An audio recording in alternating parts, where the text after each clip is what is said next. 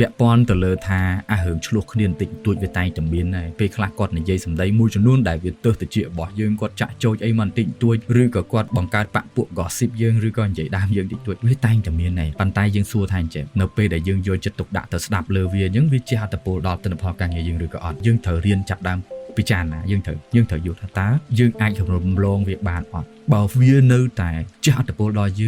យើងកុំទៅទូពិតច្រើនយើងប្រឹងធ្វើការខ្លួនឯងតទៀត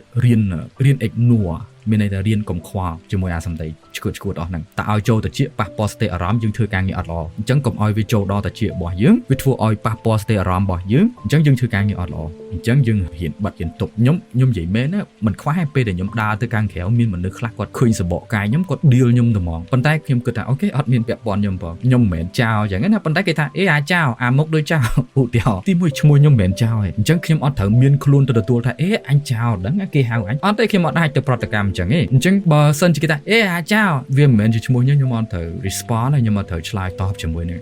bullshit ទេលក្ខណៈយើងត្រូវ train ខួរក្បាលរបស់យើងថា don't respond to bullshit កុំឆ្លើយតបជាមួយនឹងរឿងឈួតវាអត់ចម្លែកទេវាអត់ប្រយោជន៍ទេអូខេអញ្ចឹងប៉ុណ្ណឹងអញ្ចឹងយើងត្រូវសម្រេចចិត្តថាតើយើងគួរវាយអត់បើសិនជាបច្ចៈភាសាទៀតយើង check ទៅលើមេយើង check ទៅលើដែនសមត្ថកិច្ចការងាររបស់យើងហើយចុងបញ្ចប់យើង check ថាតើចំនួនទាំងអស់ហ្នឹងទូចឬក៏ធំយើងគួរចំណាយពេលហត់ទៅឆ្លោះអត់ប្រយោជន៍ឬក៏អត់រឿងសំណួរដែលគាត់សួរថាតើខ្ញុំគួររត់ចេញពីកន្លែងការងារនឹងឬអត់ឬក៏គួរដាក់ពាក្យឈប់អត់កន្លែងនេះដូចនិយាយអញ្ចឹងបើសិនជាកន្លែងនឹងមានវប្បធម៌លួយហើយគេអត់បានកាត់សេចក្តីការងាររបស់យើងតាមរយៈសមត្ថភាពឬក៏ skill ឬក៏ជំនាញវិជ្ជាជីវៈរបស់យើងទេប៉ុន្តែគេឲ្យតម្លៃមនុស្សដែលអាចចេះចោលអញ្ចឹងគាត់ស្រឡាញ់បកឬក៏ស្រឡាញ់ពួកអញ្ចឹងមានន័យថាបើសិនជាបើវាចូលដល់លក្ខខណ្ឌហ្នឹងមានន័យថាយើងនៅហ្នឹងក៏អត់ប្រយោជន៍ដែរវា toxic វាអត់បានជួយយើងរីកចម្រើនទេប៉ុន្តែបើសិនជាមេយើងគាត់ជាមនុស្សល្អគាត់ចេះកាត់សេចក្តីហើយការងារយើងមានសមត្ថកិច្ចច្បាស់លាស់វាមាន protocol SOP ក្នុងការធ្វើត្រឹមត្រូវយើងអនុវត្តតាមនឹងយើងធ្វើឲ្យបានល្អទៅមេយើងនឹងគាត់ចាប់ដើមសម្គាល់ឃើញចំណុចល្អៗរបស់យើងអញ្ចឹងយើងធ្វើការតទៀតខ្ញុំចង់ឲ្យយល់ថានៅកន្លែងណាក៏វាមានដែរអាត្រីពលទឹកនឹងអាពុកកលួយឈួត office politics ឬក៏យើងនិយាយថាអានយោបាយការិយាល័យហ្នឹងវាមានទាំងអស់គ្រាន់តែថាតិចហើយច្រើនឬក៏វាជាបញ្ហាបុគ្គលិកតូចតាចឆ្លោះគ្នាដោយសារតែកម្រិតយល់ដឹងអត់សូវស៊ីគ្នាឬក៏អ្នកខ្លះចេះតិចអ្នកខ្លះចេះច្រើនអ្នកខ្លះលក្ខណៈដូចថាចេះតិចពេកបញ្យល់ឲ្យធ្វើមិនបានអញ្ចឹងទៅមេអត់សប្បាយចិត្តស្ដីឲ្យទាំងអស់គ្នាអញ្ចឹងទៅអ្នកខ្លះខ្វះវិន័យតិចតួចវាប៉ះពាល់ដល់ការងារអានេះវាជារឿងទូចានក្នុងរាវវាត្រូវតែជាអត្តពលដល់ឲ្យគ្នាតិចតួចអញ្ចឹងយើងអនុគ្រោះបានយើងផាត់ទៅព្រោះរឿងហ្នឹងវាទូចអារឿងធំហ្នឹងវាតតែមេអាលួយវប្បធម៌ស្អុយអញ្ចឹងបានយើងអាចសម្រេចចិត្តដើរចេញបានប៉ុន្តែមុននឹងដើរចេញខ្ញុំចង់ឲ្យសួរភាសាទៀតថាតើវាគួរចេញមែនអត់អញ្ចឹងរឿងទូចតាចយើងមិនបាច់ចេញទេប៉ុន្តែបើសិនជាវាជាបញ្ហារបស់មេអាហ្នឹងយើងចេញបានប៉ុន្តែបើវេលាដែលយើងចង់ចេញយ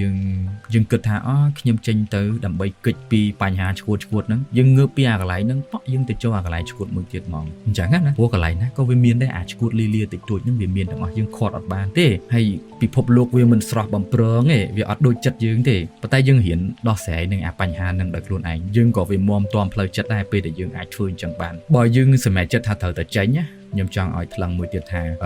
តើកន្លែងថ្មីហ្នឹងណាយល់ទេវាអាចជួយបង្រៀនយើងជំនាញថ្មីឬក៏ skill ថ្មីឬក៏អត់ឧទាហរណ៍ណាខ្ញុំចង់ឲ្យយល់ថាសូមកុំចេញដោយសារតែគិតថាកន្លែងផ្សេងវា perfect សូមឲ្យចេញព្រោះយើងត្រូវការជំនាញថ្មីដែលវាអាច upgrade skill ឬក៏យើងអាចរៀនអីថ្មីការដែលយើងចេញពីកន្លែងមួយទៅកន្លែងមួយវាគួរតែចេញពីនឹងដោយសារនៅនឹងវារៀនបានចេះច្រើនហើយយើងត្រូវទៅរកជំនាញថ្មីអានឹងចេញទៅមកស្រឡាញ់តែបើចេញដោយសារយើងគិតពីបញ្ហាវាគិតអត់រួចទេកន្លែងនឹងមានបញ្ហាកន្លែងផ្សេងមានបញ្ហាគ្រាន់តែវាខុសគ្នាវិស័យខុសគ្នារបៀបឆ្លោះគ្នាវាខុសគ្នាអញ្ចឹងណាវិស័យរៀងស៊ីជម្រៅទៅឆ្លោះគ្នាដោយសារតិន័យអញ្ចឹងទៅវិស័យស្រាល្មមយើងឆ្លោះគ្នាដោយសារអេយ៉ាបត់សិលធម៌កម្រិតយល់ដឹងឬក៏សមត្ថភាពវាអត់ស៊ីគ្នាបុគ្គលិកខ្លះយល់ទេចំណាយគ្នាតិចតួចចឹងហើយអូខេអញ្ចឹងខ្ញុំសង្ឃឹមថាស្ដាប់ខ្ញុំហើយដឹងថាតើគួរចេញឬក៏អត់ខ្ញុំនឹងមិនណែនាំឲ្យចេញឬមិនចេញទេប៉ុន្តែខ្ញុំប្រាប់ថាសុំឲ្យចេញដោយសារយើងចង់បានជំនាញថ្មីចង់បានចំណេះថ្មីណា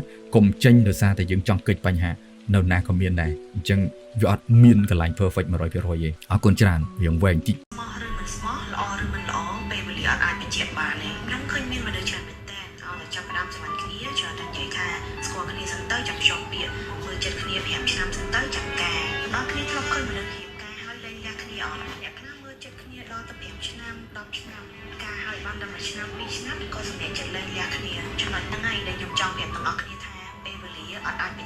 ស្មោះត្រង់របស់មនុស្សបាននេះឲ្យគេចាំទៅអត់បាច់មានហេតុផលទេគេអាចនិយាយតែមួយម៉ាត់ថាខ្ញុំអស់ចិត្តក៏អាចជាហេតុផលសម្រាប់ការចាក់ចេញដែរខ្ញុំចង់ឲ្យទាំងអស់គ្នាត្រឡប់មកគិតសារឡើងវិញម្នាក់ៗនិយាយថាពេលវេលាមានតម្លៃតែឲ្យគេចាំដល់តែ5ឆ្នាំ10ឆ្នាំតើមានមនុស្សម្នាក់ដែលខកចិត្តដោយសារការរងចាំនឹងបើសម្រាប់ខ្ញុំរឿងមួយណាក៏ដូចមួយណាដែរខ្ញុំអត់បដោតលើពេលវេលាដើម្បីស្វែងរកមនុស្សស្មោះត្រង់ហើយខ្ញុំបដោតលើអត្តចរិតទំនួលខុសត្រូវនិងសមត្ថភាពរបស់គាត់ហើយខ្ញុំមិនដែលរំពឹងថាដៃគូរបស់ខ្ញុំនឹងរស់នៅស្មោះ